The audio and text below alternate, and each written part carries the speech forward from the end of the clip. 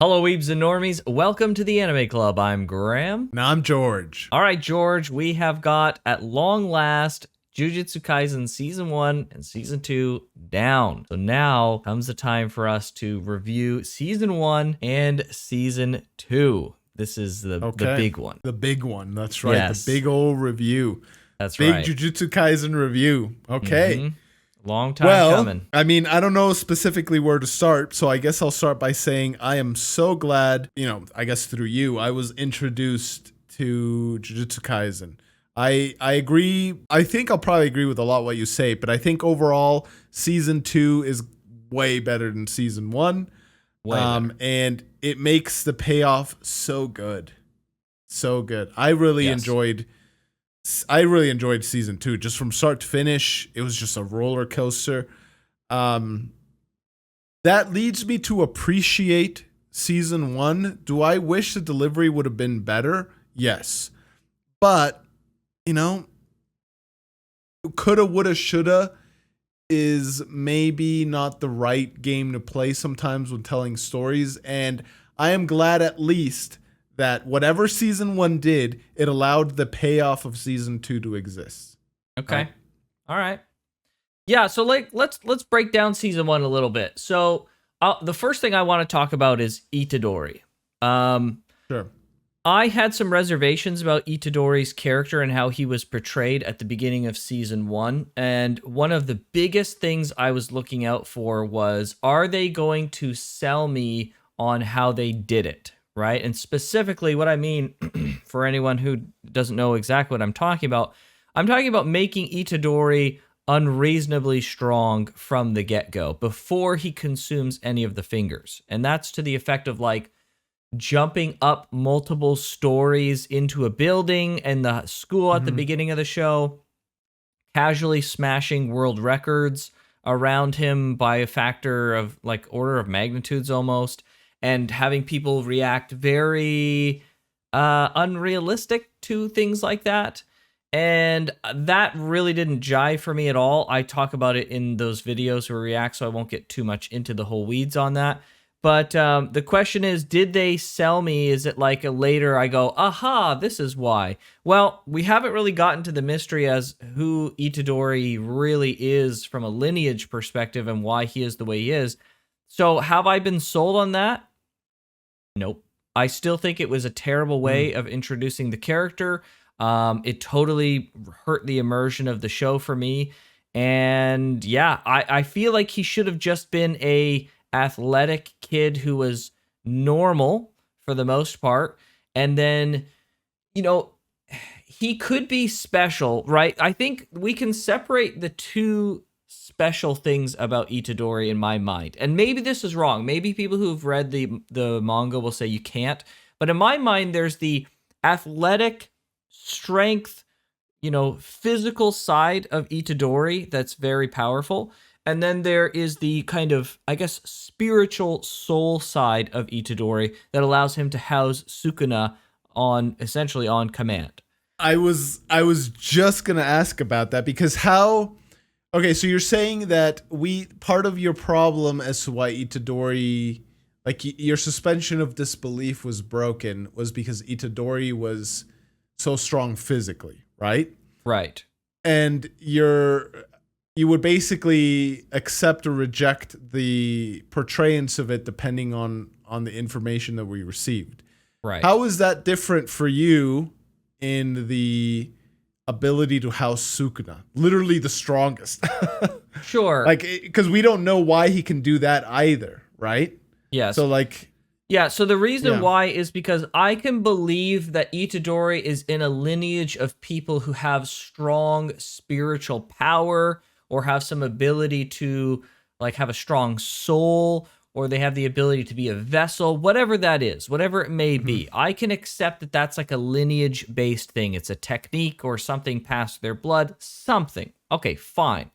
But what I can't accept is that he's essentially a superhero, right? He's essentially Captain America before he consumes the finger. And there's no kind of like, they just play it off as he's like a normal person, but he's also a super soldier at the same time. He's casually breaking records. he was flying around in the air. I went back and looked at some of those episodes, those early episodes. He's literally like flying around through the air. He's doing these incredible physical feats, and there's no mention of this. He's just doing it. They don't make it a plot point. He's just doing it. And that totally hurt my sense of immersion. I think I mentioned this before. Okay. Bleach did a much better job of this. The main character in Bleach, he's just a normal guy. He doesn't have any incredible physical feats, but he finds himself getting into scenarios where, for some reason, he's exuding more kind of spiritual power than would be otherwise normal, right? And so it explains why he lives such a normal life, but then on the spiritual side, there's like extremely crazy things happening, right? And so those two things can be separated. And I feel like Jujutsu Kaisen at the beginning would have done so much better to have those things be separated and have Itadori be normal in appearance. And then all of a sudden you realize, actually, there's a special factor to him that makes him special to house Sukuna. That would have totally sold it for me. I would have been like, oh, okay. But he was just super special from the get-go. He's like a super person, super amazing, wonderful, got all this like power. He's just better in every way than other people. Then it's like, oh, of course he's going to be the hero to some degree. Of course he's going to house Sukuna. He's a super person. So yeah, it just really broke down me getting into Itadori as a character. So what if he had been the same he is now, but then everyone around him reacted? Like there was like, it started off then with he'd like, be world famous. The government is coming after him and they want to do like experiments on his body. Or I mean, I think it would be freaking sci-fi plot.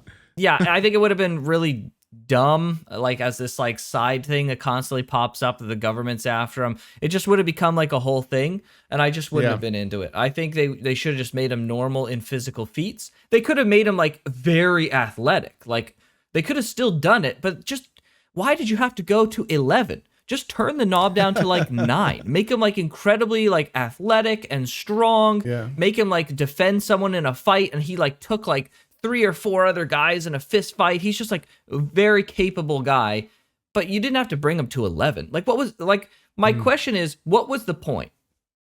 Exactly. Like what exactly was the point? Why are we doing this? Why did we spend a couple episodes breaking the immersion of who Itadori is just to give him fingers? After the fingers, you could have totally done that. You could have been like, you know what? The fingers kind of gave him a bit of latent ability, and now he's like, he's gone from 9 to 11. Awakened something in him or something. Yeah, like it's awakened something. Maybe like, then, okay, sure, I can let it go. But why did they have to do that before he had the fingers? That really hurt my immersion a lot. Okay. It just made him always be that much more special before the special thing happened to him. And so I was like, well, he was special before. Why do I care he's special now? He's housing Sukuna. Yeah, well, he was special before. Of course he houses Sukuna. He's like a super person. So yeah, I couldn't get into it. Yeah.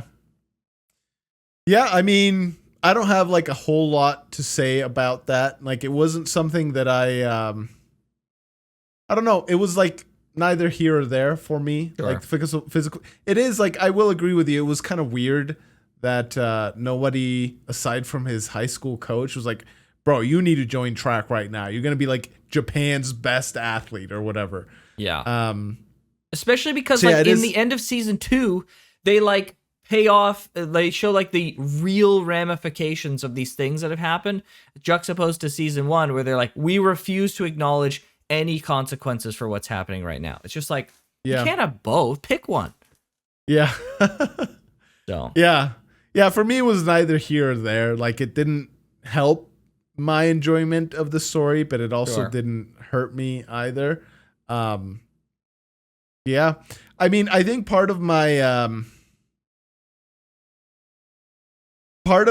perception of season 1, or at least the very beginning of season 1, was also affected by my own personal approach. I was trying to go there, like almost like expecting to dislike the anime. Like I was like, interesting. I don't know, like what, classic like normies.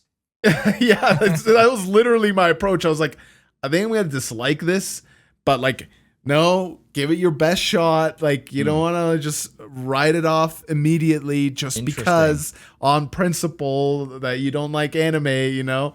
So I was like trying to like override that, and so like I did have some issues on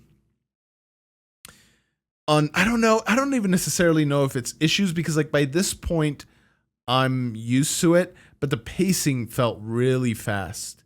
Like it was almost like, oh, we're already doing this. Oh, we're doing that. Oh, we're doing this already.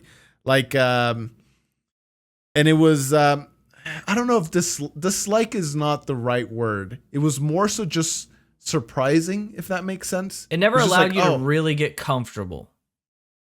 yeah. And I was just like, oh, wow, they're already attacking the school. Okay, wow. This is probably because I don't know if anyone watching this saw our reactions to the opening and endings, but it was I mentioned there that in one of the endings, they really sold the friendship between the characters, at least the main cast of first years and second years, the Tokyo people. I never got that in season 1. I felt them more as like classmates that got along, and they got along and everything. But yeah, I never got like the deep relationship till much, much later. Right. And maybe that's just, the way they decided to tell the story, which is fine. You can't tell everything all the time, right? You have to kind of pick and choose what you're going to portray on screen. But yeah, like I don't have any big complaints about season 1, but I also don't have a ton of praise for it, if that makes sense. Sure. All my praise is reserved for season 2. Yeah, okay. But like I said in the beginning, I can appreciate what came in season 2. And yes, they're probably, almost every single story could be improved in some way or another by the way it's portrayed. Season 1 had a lot of things thrown at me in Japanese, and maybe this is strictly a me problem, but like one thing, every technique has a name. Everyone's like technique has a name. Every like cursed object has a name. Every like thing has a name. Some of it is in English, like the death paintings or whatever they're called. Other stuff is in Japanese. Season 2 had some of that as well.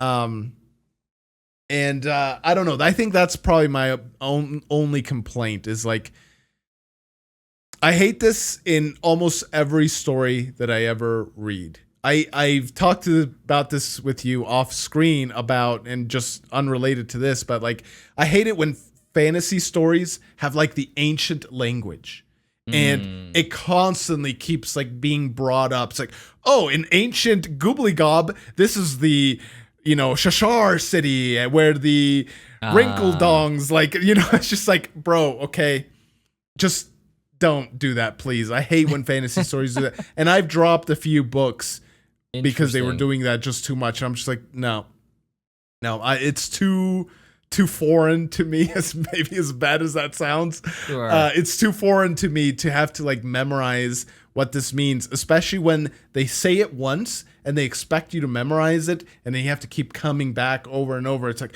oh yeah, what was this thing supposed to stand for? Oh yeah, it's just, oh, that's right, this means magic wand. But they refuse to say magic wand because they want to use whatever fancy name. So season you felt like 1, they did this too much in season 1? It wasn't to the extent that I'm, saying right now, but they did it enough that a lot of times I was just like I'd read something and it just like not in one ear out the other, right? Because I'm reading it, but it's essentially that. It's just like, okay, I don't know what this is. Okay, it's this person's technique. Very good. Interesting. And this might sound bad, but like if I'm hearing a bunch of names and seeing a bunch of techniques and all that stuff, like I'm just like, all right, forget it. This is the voice guy. This is the panda. This is the glasses girl. All right, that's what I'm gonna remember now going forward. And that's just a limitation with the amount of information I can parse at once. I don't know. Or it could be a presentation thing. Seeing that we both had kind of similar experiences with some of that, I want to say it's not solely a me problem, and it's a presentation. It's probably a mixture of both, to be honest. A presentation problem and an us problem. But yeah, I guess that would be the biggest complaint I have for season 1. It's just how some of the information was exposed to the viewer. Yeah, I had a little bit of that, not as much as you, but it's also not something that really bothered me too much. Some of it was like our fault of not remembering characters' names enough. I think, Dude, in real life, I'm terrible with names. right, right, That translates to shows as well. yeah, Sorry for anyone that might get frustrated by that. I am not going to remember people's names. We're watching Vinland Saga right now. That was a community picked anime. Thor's easy. I freaking heard that name before. I can remember that. right. Thor's Finn. All right, it's just a variation of Thor's. All right, easy. I freaking called Mei Mei Mai like a million times while watching it.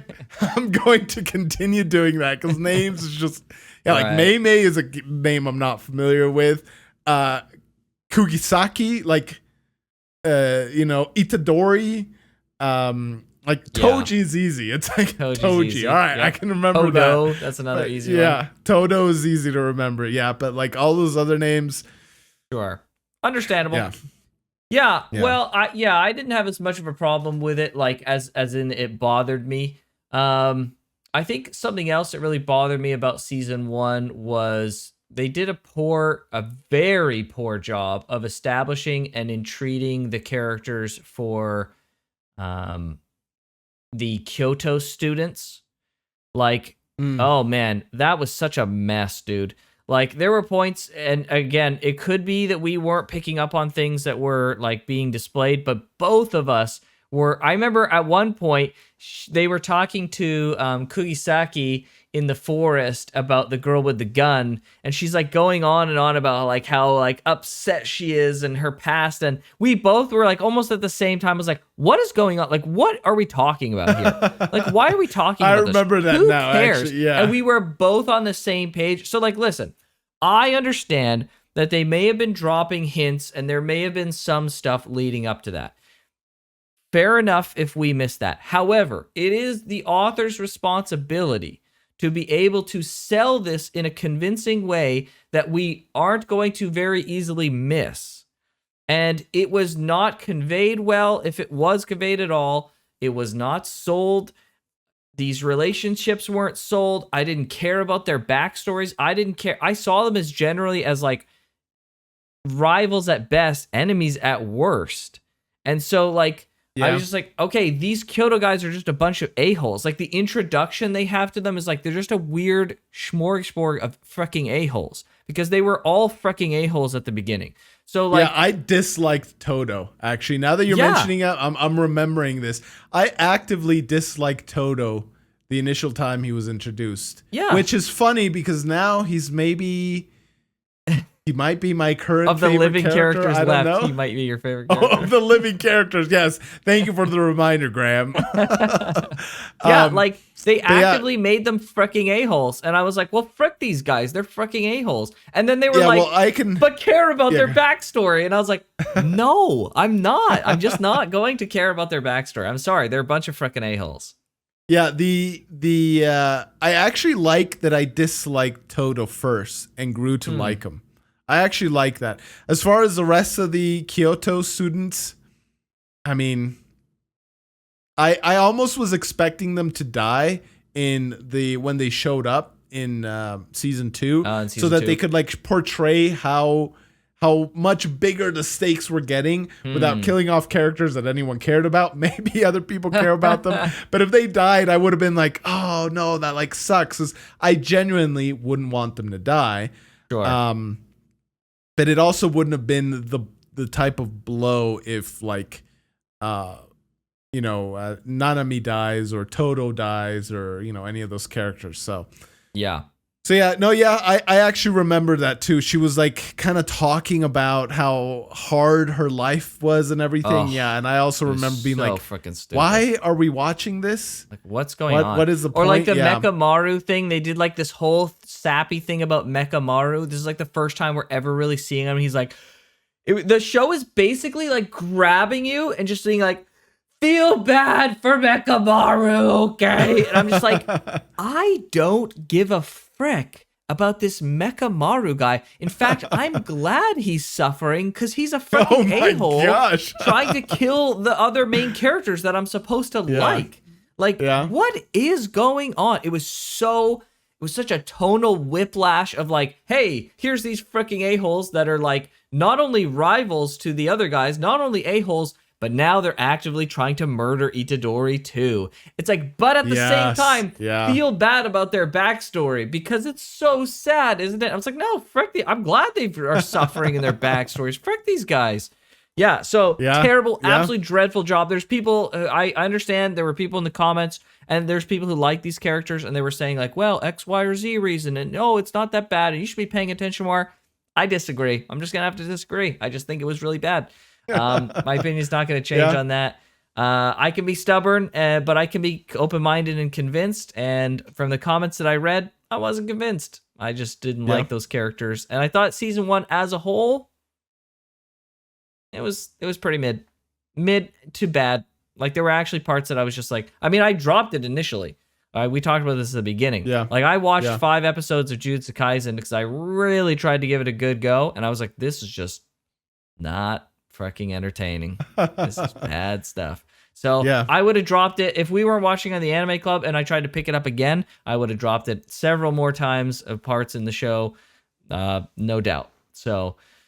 Wow. There were some great parts, but they were few and far between. One of the things that I really liked were which is funny, not the way that they built the world, because a lot of that was like characters monologuing and explaining things in the most mundane possible way ever. It was terrible conveyance. But the things that they were saying, at least, were interesting.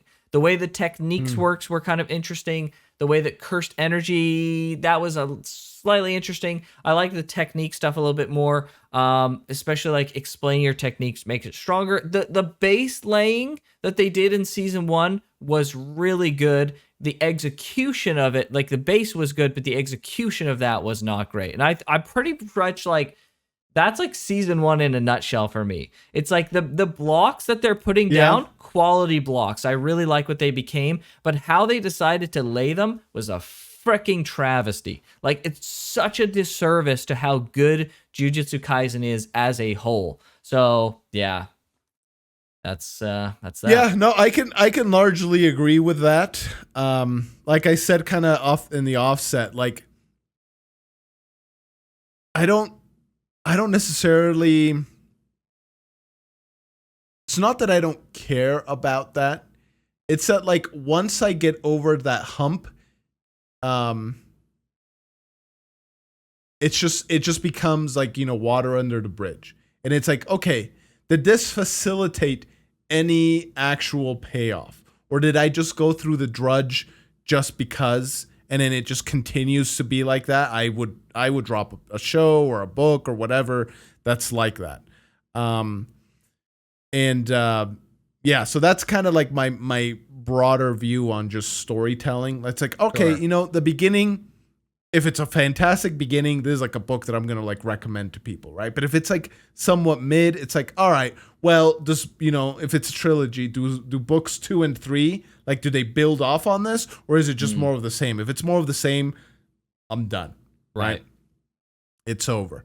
Thankfully, Jujutsu Kaisen was not more of the same. Thankfully, yes. And so it's because of that I can appreciate what season 1 did. Do I feel the need to rewatch season 1? No. I could probably just watch like a YouTube summary of it. Season 2, there's some episodes where I'd be down to like watch again. I'm like, oh, 100%. I want to like see that in full. Mm-hmm. So yeah, I guess maybe this brings us to season 2. There's one more thing I want to say about season 1. Sure. Not enough people are angry at my take of season 1. We got to take it a little further. Also really, really disliked how they did power scaling in season 1. So from the comments, I'm glad that there were some comments about this because it did help me to put this in perspective a little bit. So my view on this has softened a little bit. Although generally I don't think it was conveyed and executed as well as it could have been. That being said, one thing I really didn't like was the power scaling of how like we have these first years of Jujutsu sorcery all of a sudden out of freaking nowhere fighting special grade curses. That's absolutely freaking absurd. Like just from I understand. And so the softness comes from like people were saying, well, hey, it's not just like straight up power scaling. This isn't like DBZ, my power level is higher than your power level, therefore I win. This is more of a One Piece scenario of like, listen, you may be stronger than me if we're going to put numbers on a sheet, you may be stronger than me, but my technique is super effective against your technique, or I fought you in a way that was disadvantageous to you, and so that allowed me to overcome a stronger opponent. Okay, so I get that. So when we had Nobara Kugisaki fighting the frickin' blood guys, and her ability was like Death just paintings. the right thing. Like she was able to use her body to attack him through his blood, and it kind of became this super effective thing. Okay, all right, fair enough. I will accept that. However, she shouldn't be fighting these special grade people yet anyways. My problem was the ramp, right? It used to be the problem was that they were beating them at all, and it was the ramp up. Thanks to commenters, I'm willing to put that aside. Maybe she was super effective against particular guys. Fine, fair enough. But it was the ramp up that we went from like, here's the grades 1 to 4 to special, whatever it was. And then all of a sudden, I feel like we went from like fighting fodder to fighting like some of the strongest stuff we could imagine, right? Like if we want to say that the Blood Brothers were as strong as Chozo is, and like we want to say that they're all generally around the same level, are you kidding me? Like, actually, yeah. Now that you mentioned that, yeah, like that's yes. ridiculous. Why are we Some fighting of the these guys curses at the end of season 1? These are like students that just started their whole thing. Like, I get it, the effectiveness, but come on, that's not how fast the show should ramp. I did see some comments that kind of talked about how it's been explained that the grading system is out of what's the term that people use? It just doesn't work anymore. Basically, right. It's outdated. That's what they said. Yeah, like it's been explained that the grading system is outdated. So I don't necessarily pay attention to the actual grading itself, but it's more so the fact that like when it's told to us, it's told, yeah, these guys are special grade curses. But and again, maybe this just kind of comes back to the fact that the grading system is outdated, but like you have such a breadth of distance between special curses, right? Like the one of the Blood Brothers, the green dude with the mouth, looks like the guy from Ghostbusters. Yeah. Him and Chozo, there's like a gap of strength between the two, right? So it's like, yeah, I guess the rating system is outdated, but when I'm watching that, I'm not thinking about that. I'm thinking, oh, these are like special grade curses. Yes. And I totally missed that. I Yeah. totally missed the fact. Like if people hadn't commented that, I don't know, maybe it was another time that they were like exposing a lot of doing a lot of exposition that just threw too many things at me and it just went one ear out the other. But I don't remember that at all. If people hadn't commented that had been mentioned, I would have gone the whole time like thinking, all right, I guess special grade is just a catch-all for whatever, right? So yeah. Yeah. Well, the saying of like, listen, if you're going to put something in your story, you better use it. Right? Yes. Yeah. Well, what is the purpose of putting this grading system in if they're just going to fully disregard it? Why have they told me about this grading system if the commenters are going to say, well, it's not really a system that matters. You can just kind of ignore it. It's outdated. Okay, well then convey that through the story in some way, not just like we're going from 1 to fricking, here's the list. Oh, by the way, we're just skipping the whole thing because that doesn't really matter. We're just going to sit in this one category the whole time with no differentiation whatsoever. Everything's a special grade now. It's all about the special grades because all the other grades are whatever. It's like, okay, so 1, why does that system exist at all then? You're just making it confusing now. And then 2, if that is the case, that this system is obsolete, well, you should have conveyed that better. It just seems like a plot thing that just went unresolved or they're just ignoring, right? Or, 3, just like, I don't know, have some way of better conveying the strength and the like power scaling to some degree, right? There has to be, I know some people roll their eyes about power scaling, but there has to be some level of power scaling, right? Like in season 2, we saw great examples of like X character fought Y character, And we know how strong Y character is, so it helps us get a bearing of how strong X character is, so that when X character fights Z character and they lose, okay, well, now this is putting everything into perspective, right? That's much more helpful, and things like that were way more helpful than like, here's the special grade brothers. They're so powerful that they couldn't even kill them properly, so they just exist and they're so deadly. And it's like, okay, now these first years just killed them. What the frick? Are you serious right now? Or like, here's like the head of the Zenin clan and Nanami and these other characters, they're getting fricked up from a similar kind of curse that Kugisaki and Itadori put down 2 of at the same time. Yeah. What the frick is going on here? Like, that is freaking wild to me. So yeah, that's the last thing that I really didn't like about season 1. Just not good. No, I don't really disagree with a lot of the stuff that you said. And it just, like I said, I could have been presented much better. I don't have much more to add to what you said, to be honest. Well, but then we get to, I guess we could talk about the movie. The movie was freaking awesome. The movie was really good. Yes. It was really good. Yeah, it was really good. I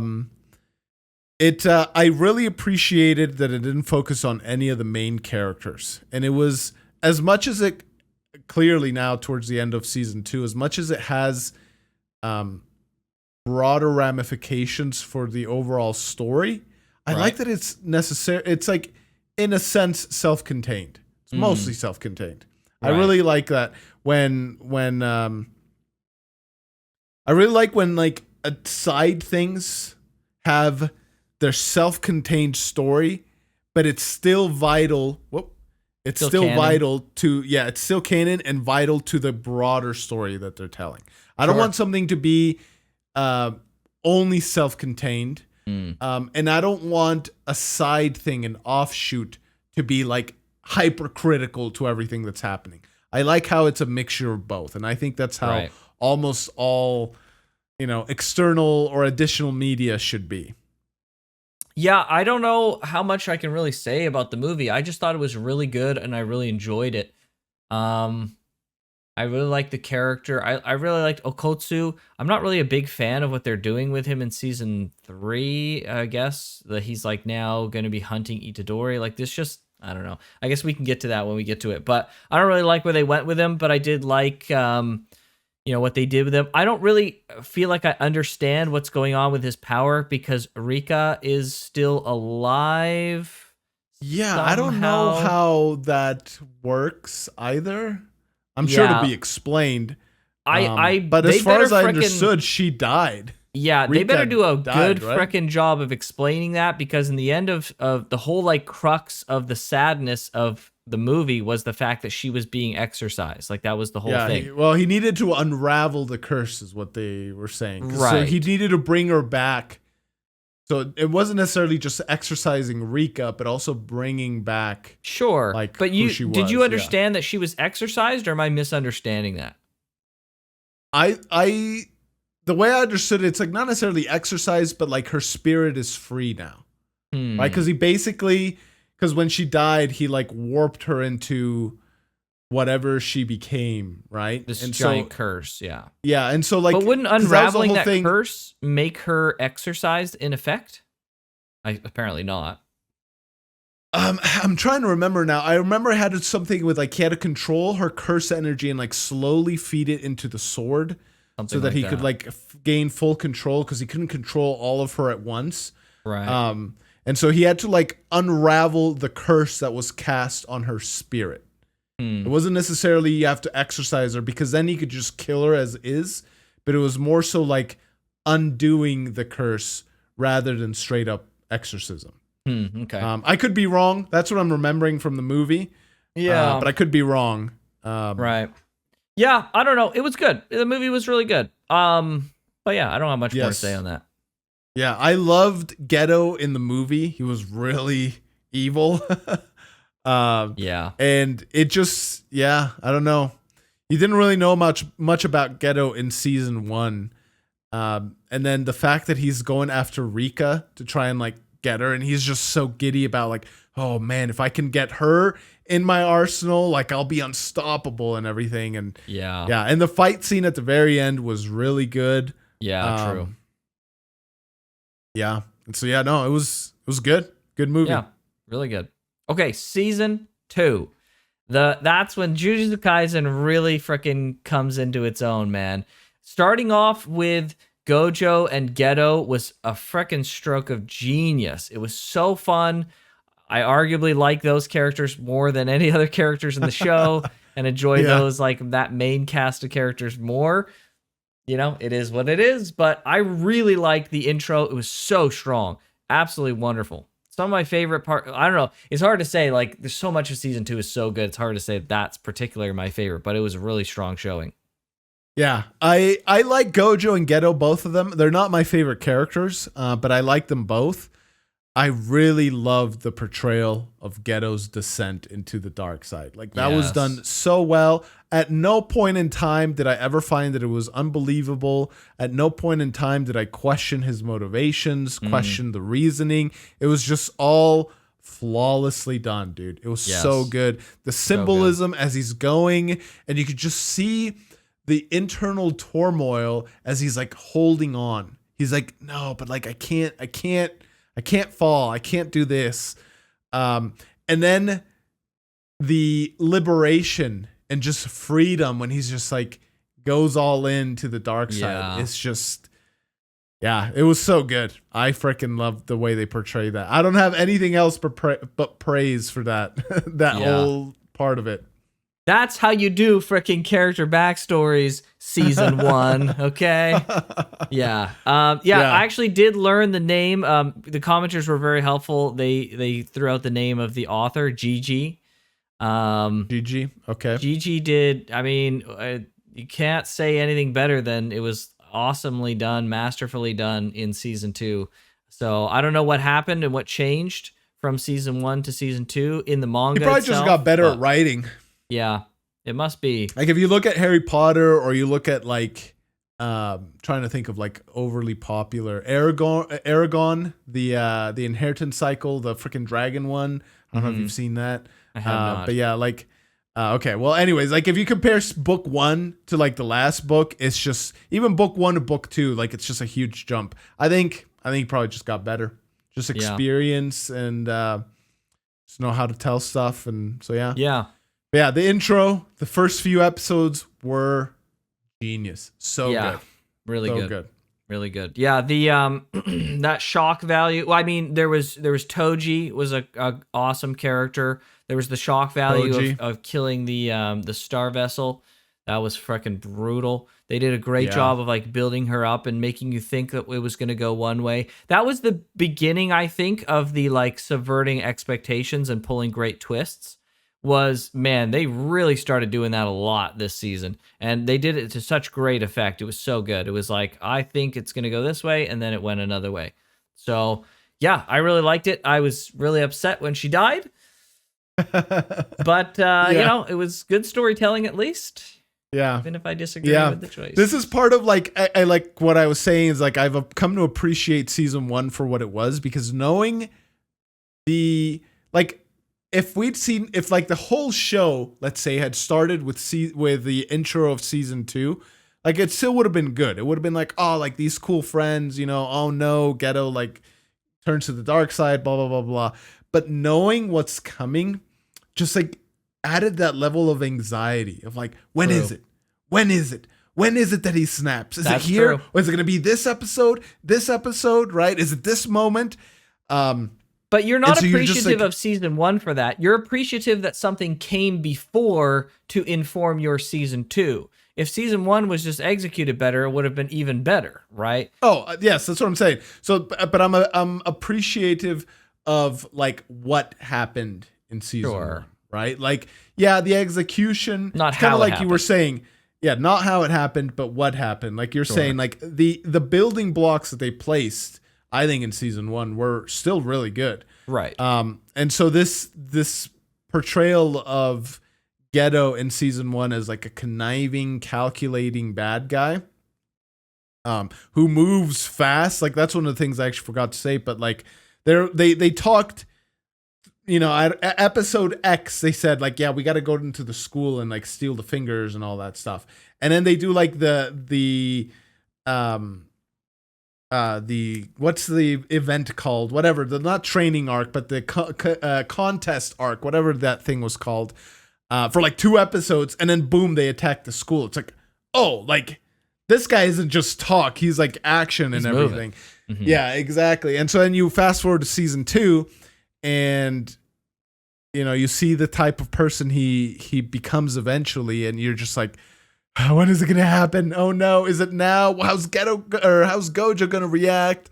Etc. Etc. Yeah, so it was all. Yeah, you're right. That's why I'm saying I can come to appreciate what I can agree with that. 1 did. Yeah.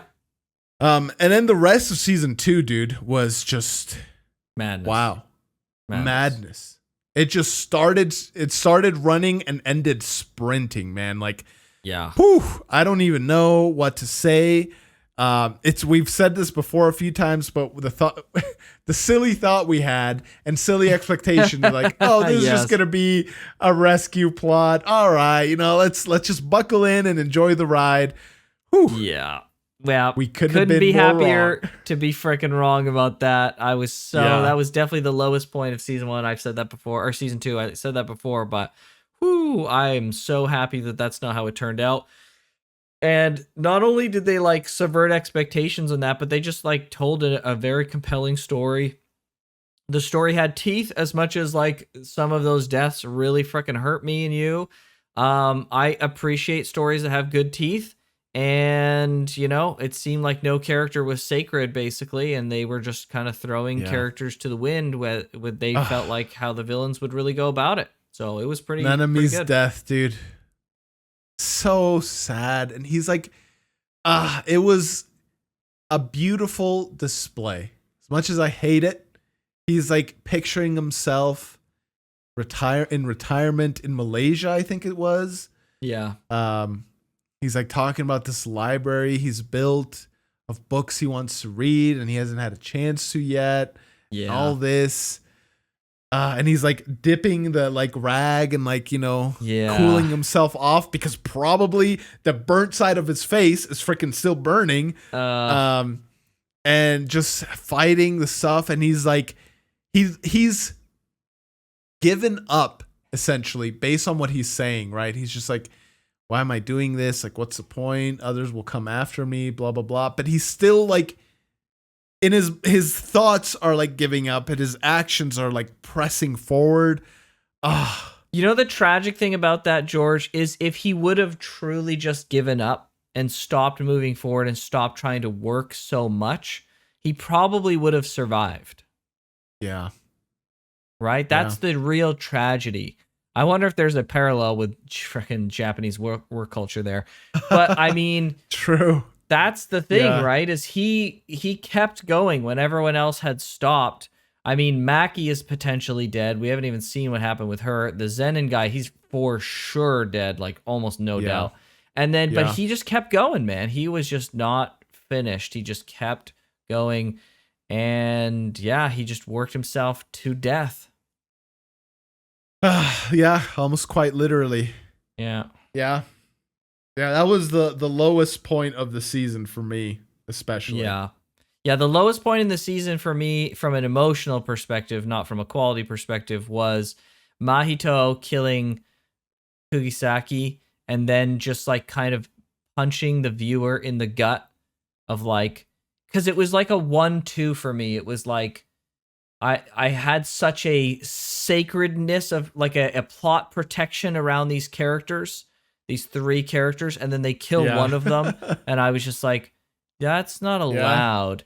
And then like it really what are you hit doing, me. Jujutsu Kaisen? Yeah, I was like, that's not supposed to be how it happens. And then and then the author turns around and has Mahito say that like, you thought this was gonna be the way it was gonna be, and it was just like, you don't got to call me out like that. Like, kind of rude. Like it was in a good way, right? And then the swing back of Todo coming in and being like both comedic relief, but as you said, a healing balm.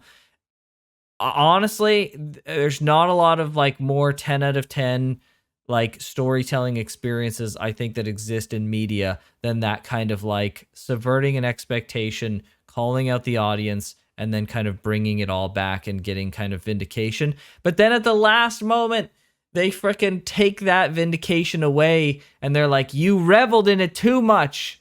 You were too happy to have Mahito suffer because they knew the audience would also want him to suffer. And then they said, listen, look what you've done, audience. You wanted this. Everyone wanted this. I delivered. And this is the consequences of your actions. It's not always going to just wrap up nicely in the way that you want it to be. I can't believe that happened, dude. I can't believe that happened. Ghetto, or not even Ghetto. What's his real name now? Camo, I think it was. Camo. Or Kato, Kamo, something like that. He's one frickin'... He wanted to get Gojo, or Jogo. He wanted to get all of them, dude. He was evil. Like, he's a master frickin' little puppeteer, dude. Hold that thought. Someone's at my door. I gotta get this real quick. I'll be right back. Okay.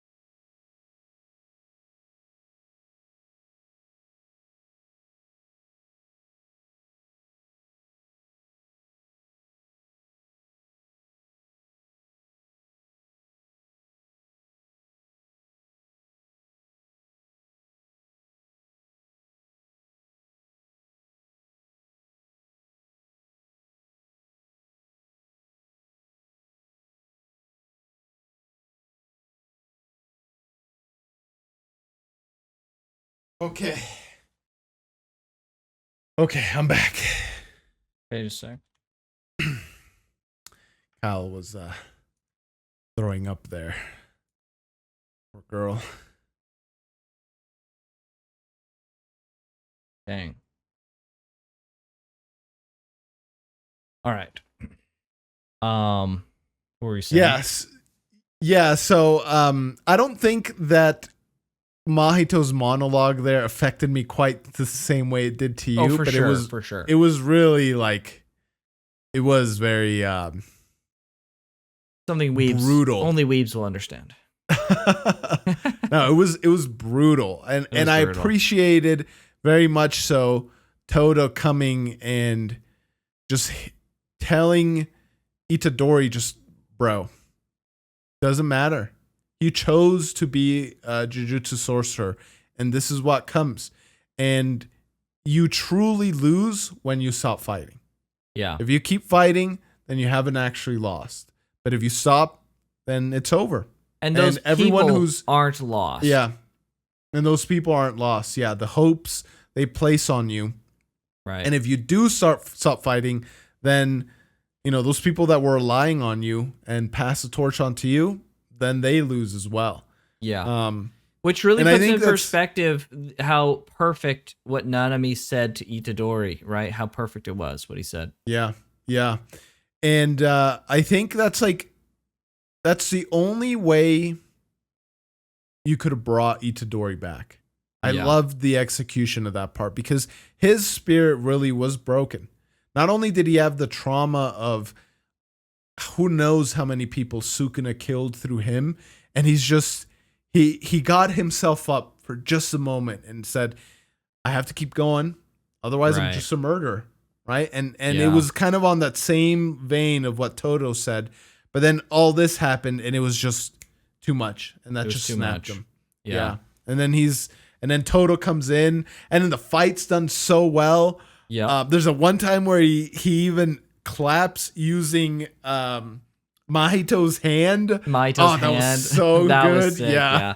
There's also, I really liked how like Mahito was so quick after Kugisaki had been killed and Itadori was like in absolute despair. I love, you know how like you said sometimes like in RPGs and games that we're playing on the game club, you'll say like, what are you guys standing around for? Like do something. They're right there. I hate when people do that, dude. Well, Mahito didn't frickin' do that. The second she had died and Itadori was frickin' broken, he was elated, dude. He was so frickin' pleased, and he acted immediately. He did not give him a second. Yeah. And I liked that they really just kind of snapped to that fairly quickly. They gave a little bit of time, but then they just, like, Mahito, like, interrupted even the viewers grieving of what had just happened. It was brutal, dude. It was brutal.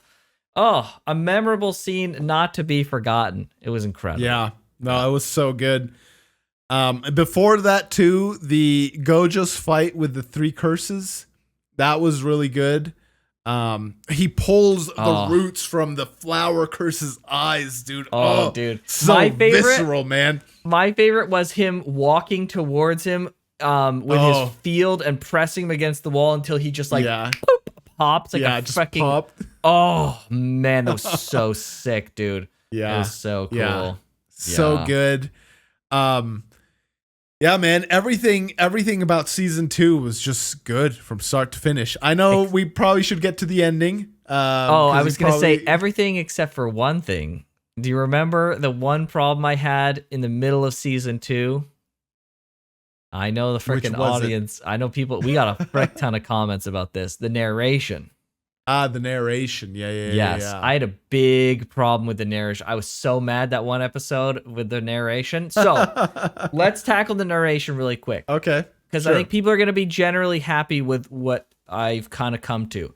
I was really upset through the course of editing. I was able to rewatch a lot of these episodes again because that's just kind of how it goes with editing these.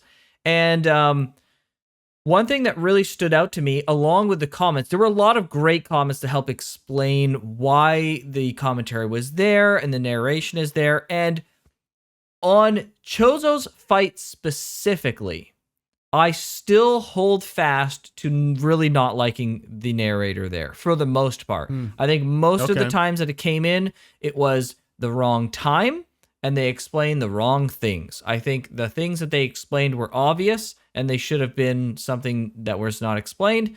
And the things, when they explained it, was in the middle of like the hypest part where they slowed the freaking momentum to a total crawl. And it was awful. Awful execution. However, the explanations that happened for almost every single other instance in season 2 of explanation felt so natural and were such a great job of explaining what was going on that I didn't mind them at all. I thought they were great.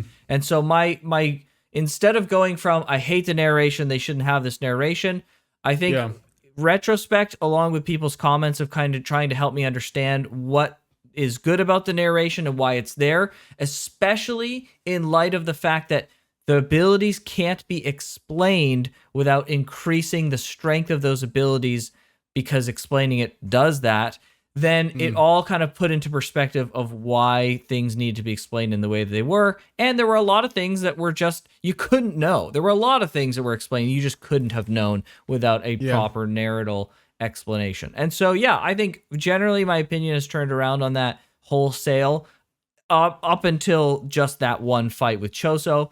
I still hold fast to what I feel about that. But yeah, anyways, I think I really turned around on that. So I appreciate the comments that were, people did a really nice job explaining that. There were some people who were just mad, reasonably enough, fair enough. But there were a lot of people who did a good job explaining that, and I appreciate those comments. So very good. Nice. Yeah. The narration, neither here or there for me. It's just, it was there, I guess. Fair enough. So yeah. So yeah, I mean, I think where we'll have the biggest disagreement is probably the ending. I really enjoyed it. It was at this point, I've come to expect I feel like the writing in Jujutsu Kaisen is sophisticated enough that things are done intentionally. It's not just like oh whoops, this is how we did it. It's more so like in season 1, some things I would say like, I mean, like maybe it was intentional, maybe it was just they didn't know a better way to do it. Season 2, not like that. I feel like it's become good enough that things were intentional, and I feel like the lack of closure for me in season 2 really helped. It was like that last little weight on the scale. It wasn't like the big, the big 45 pounder. It was just like the little tiny 2.5 pound on the scale that just boom, just tipped the scales of despair. Because like they're going through, Gojo's been captured, all these people are dying. Geto's talking about how he's freaking inserted a bunch of cursed objects into a bunch of people, and now he's just awakened them all. Or like cursed old jujutsu sorcerers or something like that, into a bunch of like thousands of people who are gonna go and be set free. The curses when Itadori fails, like the last shot of like him proper before the very end one is him like trying to reach, and he fails. And there's all this stuff that's just going on. Like it's just total confusion. You're like, wait, what is going on? A scene that kind of affected me was the where they're showing all these like families, like little playing with a little baby and like cooking in the kitchen, and these people kind of like sitting still peacefully, and they show like the 3 families at least a couple times, I want to say, and then boom, this huge curse just destroys this one house with the people, and they're giving the implication that like those other families, they're all the same thing happened to them. Sure. Yeah. And like all this stuff. And I know you had a problem with like just getting delivered with text. For me, that was like a lack of resolution. And there is disappointment inherent with the lack of resolution, probably, or lack of closure more specifically. But it served to me like I was just, from the moment that Geto started telling about the people he's awakened and everything, and the fact that he's gotten now, actually more for like from the moment he got Mahito, that was when I was like, dude, it's over. Right. It's over. He's got Mahito, and he's got Mahito at the like peak of his evolution as a curse.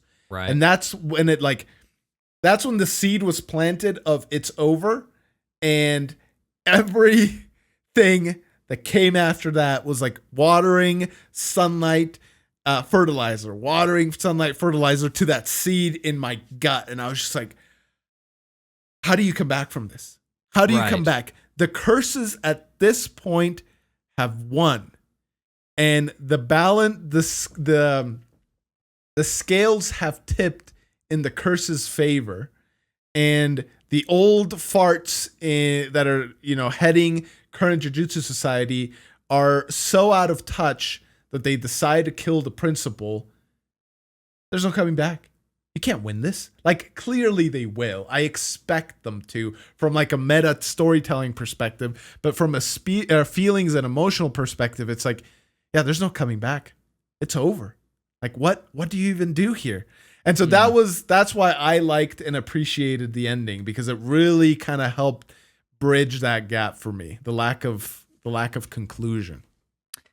Yeah, see, it's like the total opposite for me. Like you're saying, like yeah. when you were saying, like, yeah, like they planted that seed at the end when like Geto gets like his ultimate victory and he wins, and then they're just like sunlight and dirt and soil and stuff like that. For me, it was like, yeah, the seed was planted. I really like the villains winning and having this like kind of heel turn. I'm totally fine with that, no problem. So up until that point, I'm totally on board. This is great. But instead of being this like water, sunlight, and soil type of deal in the ending, for me, it was just a whole dump truck of fucking manure.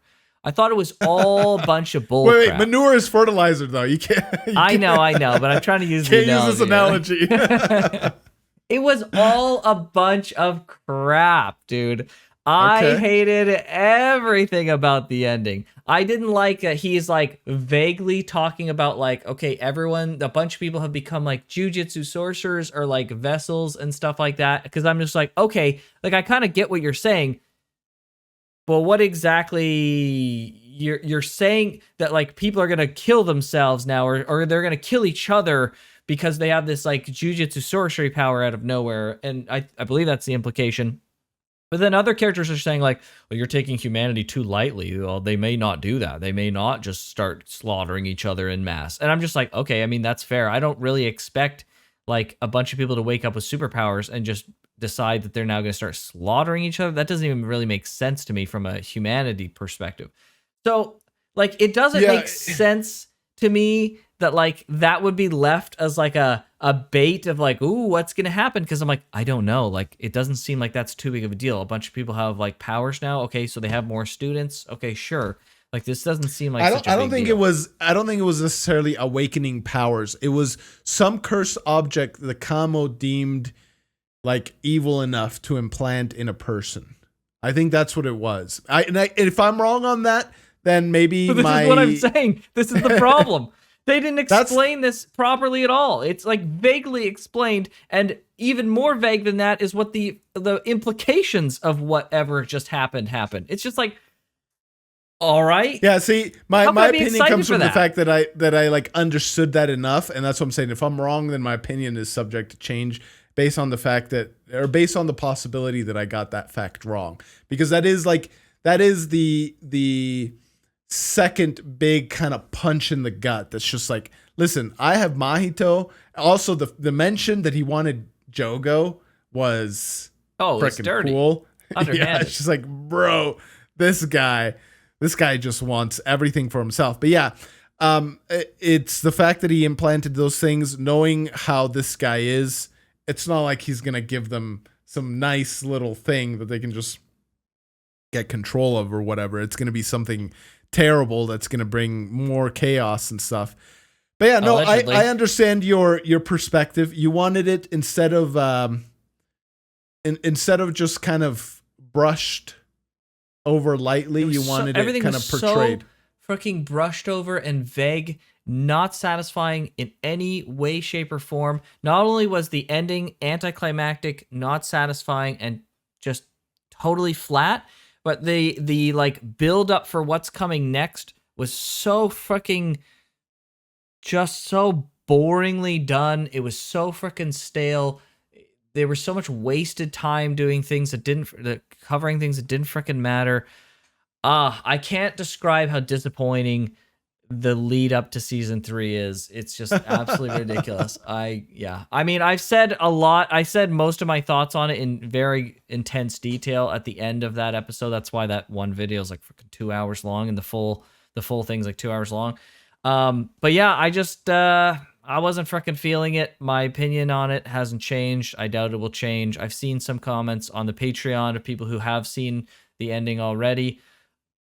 I get where some people are coming from on certain things, but it just doesn't change the fact that it was unsatisfying. So Yeah. I'm looking forward to season 3, but just because I liked season 2, not because I'm excited for season 3, but because season 2 was good.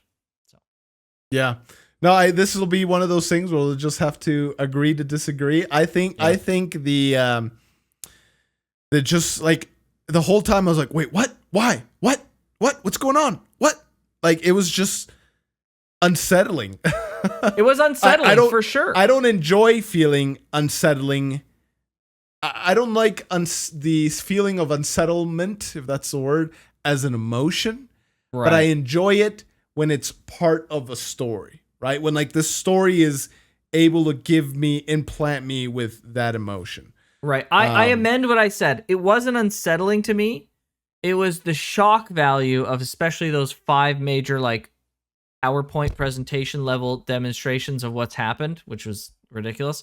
But it was just it was the shock value. And that once that shock value wore off and I realized we weren't getting any kind of expansion or explanation of any of these things whatsoever and their freaking follow through consequences, I was just like, no way. Are you serious? This is it? Holy frick. Yeah, This is the awful. one thing I'll give you that would have sold it much more was when you were talking about the circle and pairing Yeah. that up with screaming. That would have been so good. That would have Yes. been very, very good. Haunting. Like I It would've been haunting. 100% agree with that. At Yeah, least would have especially if given they me showed some. that. Yeah, it would have given me some kind of, okay, I at least can appreciate that this is some kind of expanding horror, because now it was just like, Yeah. okay, it's like a void zone that's expanding. Noted. Got it. I get it. Yeah, like if they would have shown that with the screaming and then the two girls sitting in the dining room and getting eaten by that like Right. It giant would have worm brought it curse. all together. Oh, that would have been so good. Yep. Yeah. Yeah, the points at the end, they don't bother me. It's just again, it was more of just like, what? What? No. This can't be. You can't be ending it like this. No. What? Why? Like that whole feeling, I enjoy it for what it is. I don't like feeling unsettled. And it's not something I go after, but when it's presented to me and when I'm forced to feel it, I'll enjoy it.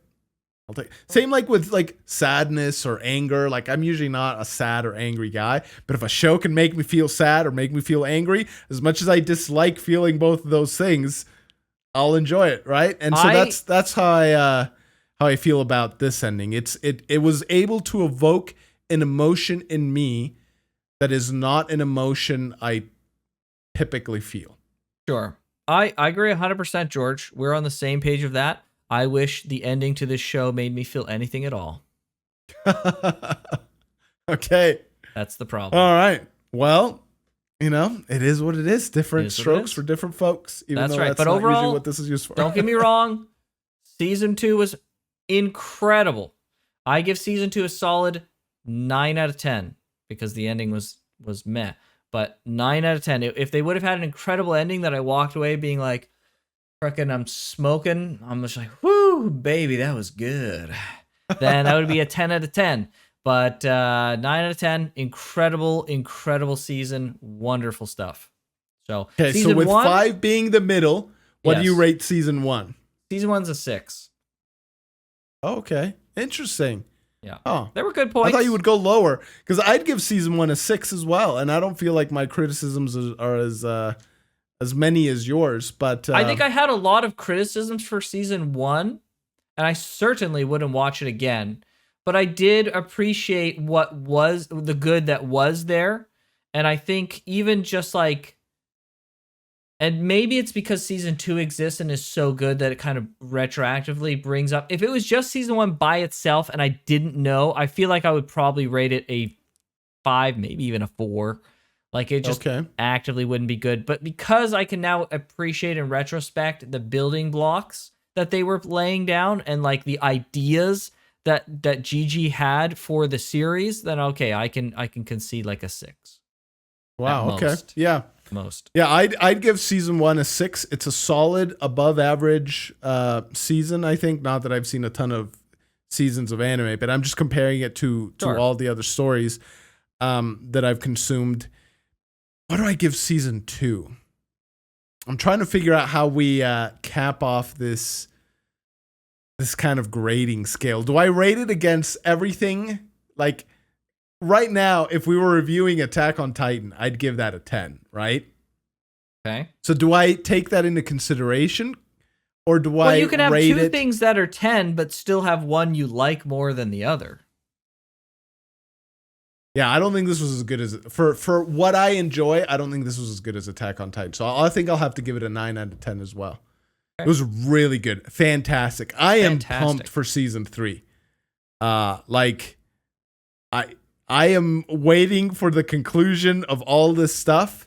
The bad guys won. I love it in stories when bad guys win and the good guys have to climb themselves up from the bottom of the well. Oh. Usually it's so good. Yeah. So good. Yeah, extra satisfying, for sure. Yeah, even bad renditions of that are things I enjoy. And I don't expect Jujutsu Kaisen to give me a bad rendition of that. I expect them to give me a good rendition of that. So I think season 3 might be an easy 10 out of 10 for me. Obviously that remains to be seen. Wow. But yeah, I'm super pumped for season 3. I don't know how often does it go between seasons? usually. My experience is Attack on Titan, which is like 4 years between seasons, It's which going to is be ridiculous. I would say I have no idea whatsoever, but if I had to guess, I'd say you're going to be waiting at least a couple years for season 3. Okay. Yeah. Well, that sucks. So it goes. Yeah. Well, Yeah. thankfully there's a bunch more stuff we're reacted to right now. That's right. Good but stuff yeah. on the horizon. Any additional closing thoughts before we go? That's it. I think Jujutsu Kaisen overall was a very good series with a rough start, but I think GG found their footing with how they executed on season 2, or that portion of the manga rather.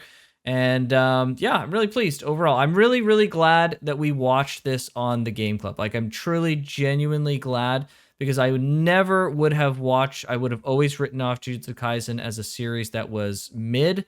And, I never would have gotten through season 1 whatsoever. So I'm really glad that this was the first series we watched alongside Steins Gate. So it'll always kind of hold like a kind of special place in my heart in that degree, to being like one of the first shows that we watched here. So yeah, I'm glad that we had this experience. It was fun. Yeah, no, same. This is not a show I would have gone out of my way to watch were it not for the Game Club. If potentially it somehow came in front of me, the moment I saw Yuji eat that finger, I would have been like, ugh, okay, I'm done. Interesting. Sukuna's finger, and I probably just would have dropped it, but I didn't, and I'm so glad I didn't. Yeah. Holy crap, man. So good. So good. So good. Oh, what a fantastic season 2. Like, there's still times where I like think about some of the moments in season 2. Just yeah, like that whole scene again. I'll repeat it one last time, where Gojo rips the roots out of the dude's eyes. Something really about that. that man is You so love that. good, dude. It's just like such a brutal display of power. Yeah. Of how far above that other curse he is. Yeah. And it's just like there's an air of not meanness, right? Like, he's being mean to the curse in a way, right? He's like Brutal. torturing it. It's like someone grabbing a mosquito and like ripping off its wings, right? And then watching the mosquito crawl around and then pick it up and like, it's like, dude, just smack it. Just kill it, man. Don't torture the poor thing, right? Just kill it. It's got that kind of vibe to it for me. And yeah, I just can't wait for the future, man. It's gonna be awesome. You know what? It reminds me that the Toji and the Sukuna fight and the second Sukuna fight were just like peak anime cinema. Like, yeah, indescribably good. They were so freaking good. Like, absolutely freaking incredible. Just nuts. Yeah. Just the fights so in good. general were freaking insane in season 2. It was just nuts. Just The absolutely fights in freaking general, the emotional payoffs too were really good. peak. So Just overall, peak fiction, man. yeah, man. And So that's what I'm saying. I'm pumped. We finally got to see why Fushiguro was so powerful. Oh my gosh. Freaking finally. I didn't know we'd ever freaking get to it, but we finally freaking did, and it was so worth it. Listen, It was so worth it. people were so upset that I was like skeptical about him and his powers and why he was so strong. That's the intent, guys. That was the whole thing. Gigi wanted you to feel like this. That's why they kept doing the gag where he would try and do it and it'd be like, this is the time. And then they pull it away because you're supposed to be like, I don't get why this guy's so strong. They keep teasing it. That was the whole point, right? Where you're supposed to feel that way. And so the payoff made it that much better because you finally get it. It puts all of those previous ones in perspective. And so if I saw someone else that felt the same way, this Fushiguro guy doesn't seem that great, and I don't know why they say he's so strong, like, this is dumb, it doesn't make any sense, I'd be like, yeah, all right, well, okay. Wait. So yeah, so it was good. Lots of great payoffs. So okay, well, hopefully you guys enjoyed our ramblings here. It's kind of a longer video, but we had a lot to say, and I thought it was good. I enjoyed this conversation. Yeah. If you want to be here for season 3 or catch any of the other reactions we're currently doing right now on the channel, go ahead and check out our Patreon to get them 2 weeks ahead of time. Same with the YouTube channel membership. But with that, catch you guys next time. everybody. Take care.